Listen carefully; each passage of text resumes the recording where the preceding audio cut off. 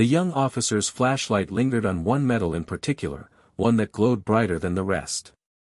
It was a Medal of Honor, awarded only to those who had faced death and chosen courage. His chest tightened. His father used to tell him stories of such heroes, men who had fought so that others could sleep peacefully at night. Who do these belong to?" he asked softly. The old woman's eyes glistened with unshed tears. "They belong to my husband," she said. "General Richard Hayes. He was a man who gave his life to this country, a man who carried the burden of every soldier he commanded." Her voice broke for the first time, the weight of years pressing through her words.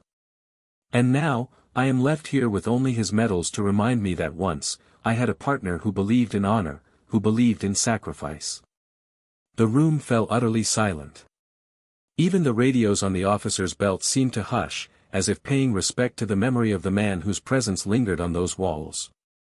The neighbors outside, unaware of what was happening inside, continued to whisper among themselves, spinning rumors about crime and danger.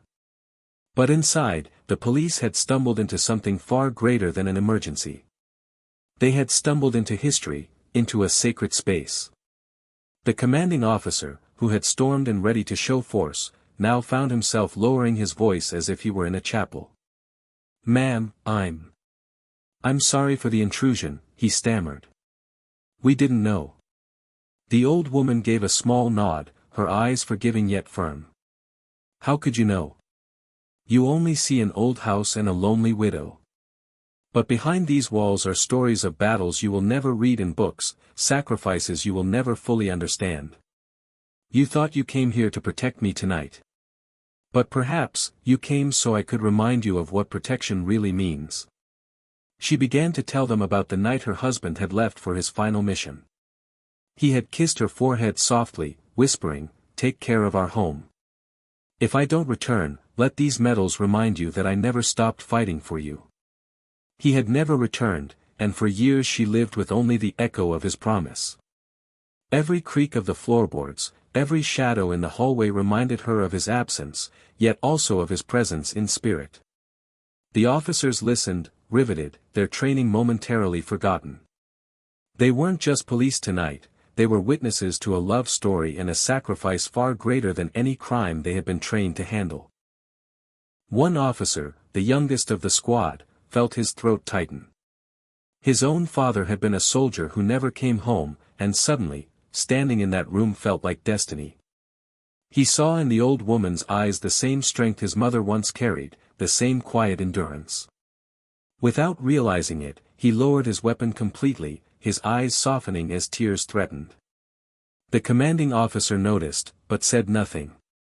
Perhaps, he too felt something stirring deep within. The medals on the wall weren't just pieces of metal, they were the heartbeat of a nation, proof that freedom came at a cost, proof that ordinary homes like this one were built upon extraordinary sacrifices.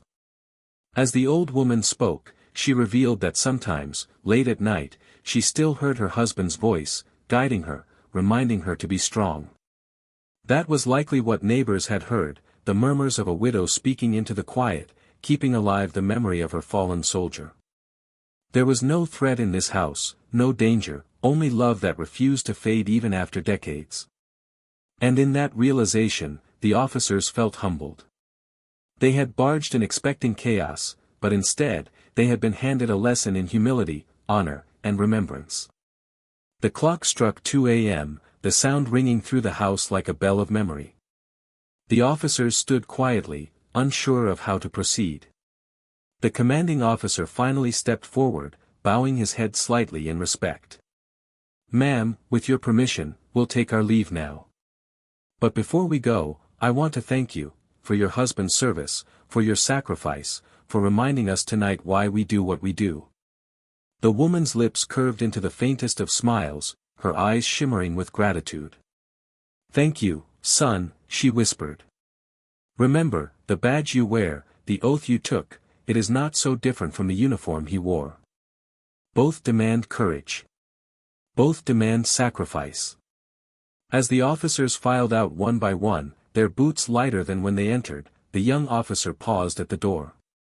He turned back, his voice trembling. Ma'am, May I come back sometime? Not as a policeman, but, just to listen. I think there's more I need to learn. The old woman's smile deepened, and she nodded, come anytime, child. Heroes may die, but their stories live on in the hearts willing to hear them. And with that, the officers disappeared into the night, leaving behind not just a widow's house, but a piece of their own hearts. What had begun as a mission of force ended as a lesson in respect. And none of them would forget the night they stormed into a house at 1 a.m. only to be stopped by the sight of medals that spoke louder than any gun ever could. Stay with me, because Chapter 2 will reveal what happened when that young officer returned, and how a widow's quiet life turned into a story that inspired an entire community. Before we move to the next chapter, if this touched your heart even a little, take a second to like this video and subscribe to Gooden's Corner. A week later, the young officer returned, not in uniform but in plain clothes, carrying flowers. The widow welcomed him warmly, her eyes shining with quiet recognition. Sitting together beneath the medals, she shared stories of courage, sacrifice, and love, teaching him lessons no academy could.